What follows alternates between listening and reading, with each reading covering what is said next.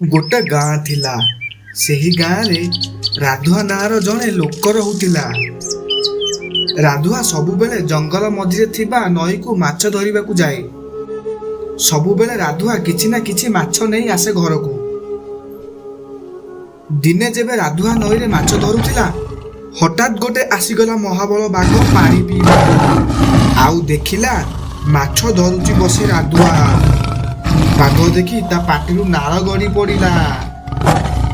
आउ कहिला बाघ,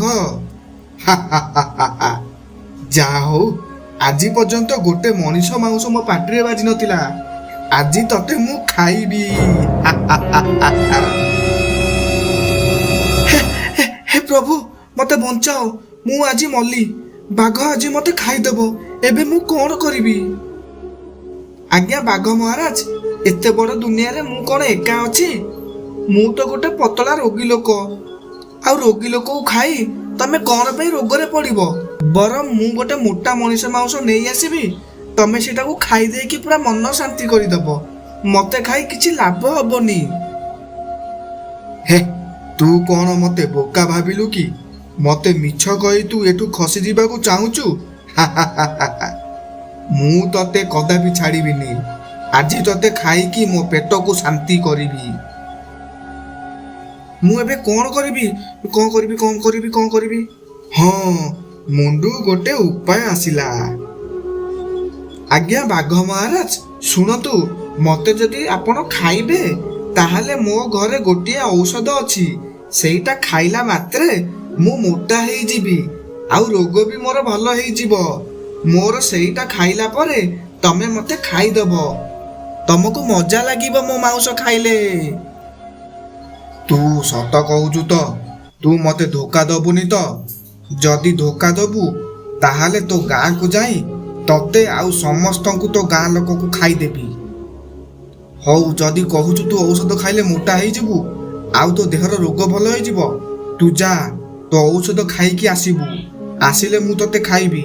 हाँ शुणे, मु तते एठी अपेक्षा करिची। बिल्कुल भी धोखा दबुनी। जेमितेले आसिके एठी पहुंचिबु। राधुआ सेठू चालिकी गला। सेते बेले जंगल रे राती अंधार होई जाइतिला। राधुआ जाउतिला बेले ता सामने रे गोटे दीपटे पड़िथिला। गोटे अलगा प्रकार दीप, जोटा कि राधुआ जमा भी देखि नथिला। सेटा बहुत चकचक करुथिला। राधुआ सेटा को उठेइला तळू। आउ कहिला, एइटा गोटे दीप भलिया देखा जाउची। एई दीपटा तो भलो देखा जाउची। एइटा को मु नै कि भी कोन करिबी? बाघ तो मते खाई दबो। हौ एटा पाखे रखी दबा, काले जदि कोन काम रे लागि जाई पारे। एहा कहि सेही दीप को जेबे राधुआ घोसी देइची, ता भितरु बाहरिला गोटे बड़ जिमी। नमस्कार मालिक, तमे एबे मोर मालिक। तमे जहा कहिबो मु सेया करिबी, किंतु तीनिटा काम केवल करिबी। जल्दी मागो, नहले मु तुमको कच्चा खाई देबी। राधुआ डरिकी सेठी बाघ कहूची मते खाई दबो, एठी भूत कहूची मते खाई दबो, ताहाले मु कोन करिबी एठी? हौ ताहाले मु गोटे चेष्टा करिकी देखुची। ये कौन सतरे करि पाछु कि नाही देखिबा, मागिकी देखिबा कौन करि पारुची। हौ सुन भूत महाशय, एबे मते प्रबल जोरे भोक लागिलानी। मते एबे प्रबल खाइबा दियो। मु खाइबी एबे। एई नियंतु मालिक, खांतु। आउ दुईटा काम जल्दी दियंतु, नहले मु तुमको खाई देबी पूरा कंचा। जल्दी जल्दी खाई दियो। आउ मते दुईटी काम दियो। मो पाखरे समय बिल्कुल भी नाही। राधुआ खाई खाई कहिला, अच्छा रुह, मु काम देबी दुईटा, किंतु गोटे शर्त रे। सेई शर्त हैला, मु खाई सारिबा परे मते मो घर को नहीं सुआई दबो। आउ सकाळे मो सह जंगल मझिरे थिबा नई पाखु जीवो, कारण मु सेई सखाळु सेटिकी माछ धरिबाकू जाउची। जिमी किंतु जानि नथिला आ संगे एमिति घटना घटिची बोली, बाघ ताकू छकिची बोली। हौ ठीक अछि, ताहाले एबे खाई दियो प्रथमे, तापरे मु तुमको नहीं घरे सुआई देबी। आउ सकाळे उठिकी आमे जीवा जंगल मझिकू। एतिकी कहिला परे जिमी राधुआ को नहीं ता घरे नहीं ताकू सुआई देला। ଆଉ ଜିମି ସେଠି ଅପେକ୍ଷା କଲା ରାତି ପର୍ଯ୍ୟନ୍ତ ସକାଳ ହେଲା ଯାଏ, କାରଣ ରାଧୁଆ ସାଙ୍ଗରେ ଯିବା ପାଇଁ। ଯେବେ ସକାଳ ହେଇଛି ରାଧୁଆ ଉଠିଲା ଆଉ ଜିମିକୁ ନେଇ ସାଙ୍ଗରେ ଗଲା ସେହି ଜଙ୍ଗଲ ମଝିରେ ଥିବା ନଈକୁ। ଯେବେ ଯାଇଛି ବାଘ ତାକୁ ଅପେକ୍ଷା କରି ସେଠି ବସିଥିଲା। ବାଘ କହିଲା, ହଇରେ ଧୋକାବାଜ, ତୁ ମତେ ଜଲ୍ଦି କହିଥିଲୁ ଆସିବା ପାଇଁ। ମୁଁ ଭୋକରେ ମୋ ପେଟ ପୁରା ଆମ୍ପୁଡ଼ି ପକେଇଲି। ମୁଁ କ'ଣ ଖାଇବି? ମୁଁ ଅପେକ୍ଷା କରିଥିଲି ତୁ ଆସିଲେ ଖାଇବା ପାଇଁ, ହେଲେ ତୁ ଲେଟ୍ରେ ଆସିଛୁ। ମୁଁ ଆଗ ତୋ ମୁଣ୍ଡ ଆଡ଼ୁ ଖାଇବି, ଜଲ୍ଦି ଆସେ। ଏତିକି ବାଘ କହିଲା ପରେ ରାଧୁଆ କହିଲା, ଅପେକ୍ଷା କର ବାଘ ମହାରାଜ, ଏତେ ଜଲ୍ଦି କ'ଣ ପାଇଁ? ମୁଁ ତ ପୁରା ସୁସ୍ଥ ହେଇ ଆସିଛି। ଆଉ ଆପଣ ଏବେ ମତେ ଖାଇଲା ମାନେ ଆପଣଙ୍କର ଏନେ ମଜା ଆସିଯିବ। ଅପେକ୍ଷା କରନ୍ତୁ। ଆରେ ବାଃ, ତୁ ତ ଆଜି ମତେ ମଜା ଦେଇଦେବୁ। ବଢ଼ିଆ ଲାଗିବ, ମୁଁ ଆଜି ପେଟ ପୁରାକି ଖାଇଦେବି 2 ଦିନ ପାଇଁ। ଏତିକି ବାଘ ଯେବେ କହିଛି ତାପରେ ରାଧୁଆ ସେଇ ଜିମିକି କହିଲା, ଆଚ୍ଛା ମହାଶୟ, ତମର ଆଉ 2ଟା କାମ ବାକି ଅଛି ନା? ତମେ ଏବେ ଗୋଟେ କାମ କର, ବାଘକୁ ତମେ ଭସ୍ମ କରିଦିଅ। ସିଏ ଯେମିତି ଏଇ ଆଖପାଖରେ କୋଉଠି ବି ମିଳିବନି, ପୁରା ଭସ୍ମ କରି ତାକୁ ଜାଳି ଦିଅ। ଏତିକି କହିଲା ମାତ୍ରେ ହିଁ ଜିମି କହିଲା, ଆଜ୍ଞା ମାଲିକ, ମୁଁ ଏବେ ଏଇ କାମ କରିକି ଦେଖଉଛି। ପରେ ଆଉ ଗୋଟେ ମତେ କାମ ଦବ।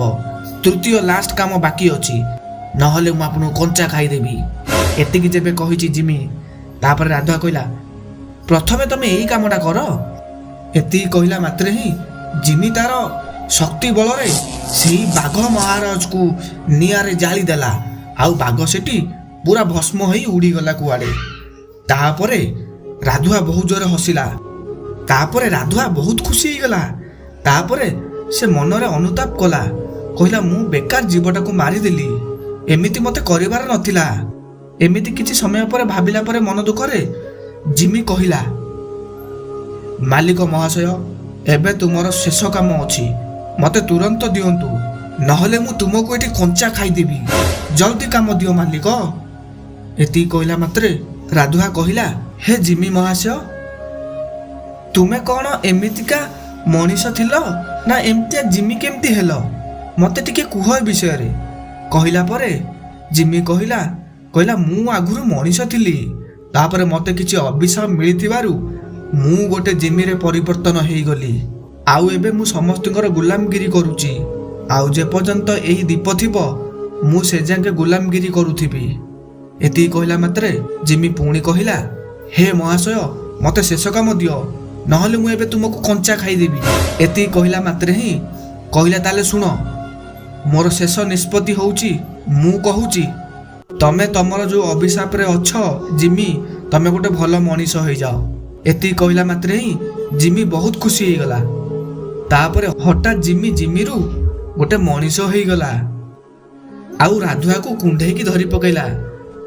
ତାପରେ ରାଧୁଆ କହିଲା, ଦେଖ, ମୁଁ ମୋ ଗାଁରେ ମୁଁ ଏକା ରହୁଛି, ଆଉ ତୁମେ ମୋ ସାଙ୍ଗରେ ଆଜିଠୁ ରହିଲ। ତମେ ଆଉ ମୁଁ 2 ଭାଇ ହେଇକି ରହିବା, ଆଉ ଆମେ 2 ଜଣ ଯାକ ସବୁବେଳେ ସାଙ୍ଗ ହୋଇ ରହିବା। ତୁମେ ଏବେ ଅଭିଶାପ ମୁକ୍ତ ହେଇଯାଇଛ, ତୁମେ ଏବେ ମୋ ସାଙ୍ଗରେ ଭାଇ ଭଳି ରହିପାରିବ। ଆଉ ତମ ନାଁ ଆଜିଠୁ ମୁଁ ଦେଲି, ମୋ ନାଁ ରାଧୁଆ, ତମ ନାଁ ହେଉଛି ସାଧୁଆ। ଚାଲ ଏବେ ଘରକୁ ଯିବା। 2 ଜଣ ଯାକ ସାଙ୍ଗ ହୋଇ ତାଙ୍କ ଘରକୁ ଗଲେ। ଏଇଠି ଗପଟା ସରିଲା। ପିଲାମାନେ, ଯଦି ତମେ ଏଇଭଳିଆ ଗପ ଦେଖିବା ପାଇଁ ଚାହୁଁଛ, ତାହେଲେ ଏହି ଚ୍ୟାନେଲକୁ ଲାଇକ୍, ସେୟାର, ସବସ୍କ୍ରାଇବ୍ କରିବ। ରହିଲି, ବାଏ ବାଏ।